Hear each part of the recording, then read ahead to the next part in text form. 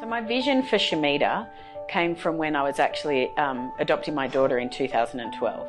And it was on my second visit to Ethiopia that I decided I wanted to move back here, and without sounding too cliche, I wanted to give back to the country that gave me my most valuable possession, that was giving me my daughter. And so I discussed it with the gentleman who was helping me with the adoption, and he looked at me and I said to him, I think I'll move here. And he looked at me like he already knew, and he said, of course you will.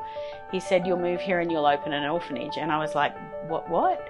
And so the process started then in 2012. Before I'd even finalised the adoption of my daughter, I started the process to open Shamida and to start this, start the vision. And I was so just so passionate about making sure that in the orphanage that I started, that it was an inclusive orphanage, that there would be disabled and able-bodied children playing, living, sleeping, just being a family together. And that's really where the vision came from for Shamida. So Shamida's biggest challenge is also our biggest accomplishment. So we've taken on this new project with the government orphanage, and so while our children have gone from just under 30 children now to just over 140.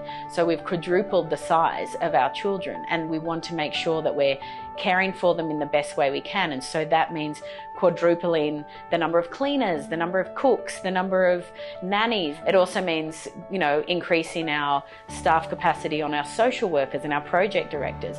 So while it does, our biggest challenge is definitely always going to be funding, but it also means that that's also because of our greatest accomplishments. So I'm sort of happy to take on that challenge. The number one question that we always ask is, how will this benefit the children? And if it benefits the children and hurts our project director, then our project director just needs to deal with it, because what we're fighting for here is the rights of the children. We're fighting for the best medical for the children, for the best nutrition for the children, for the best housing for the children, for the best education for the children. And so while we do care about our staff, and we have an amazing core group of people that work together so passionately, we always, when we're making decisions, the first question is always, how will this benefit the children? And if it won't benefit the children, then we look for another solution. What motivates me every day is when I get out of bed and I know that I have helped to change the life of one child, that I've spoken for one child who has not had a voice to speak for, that I have got them the best education, or that we at Shamida now have got them the best education, whether they're able-bodied or disabled. They're still going to school, they're learning life skills. We're empowering these kids so that they can actually be amazing members of the Ethiopian community and grow up to just be amazing human beings and help, be game changers for Ethiopia too.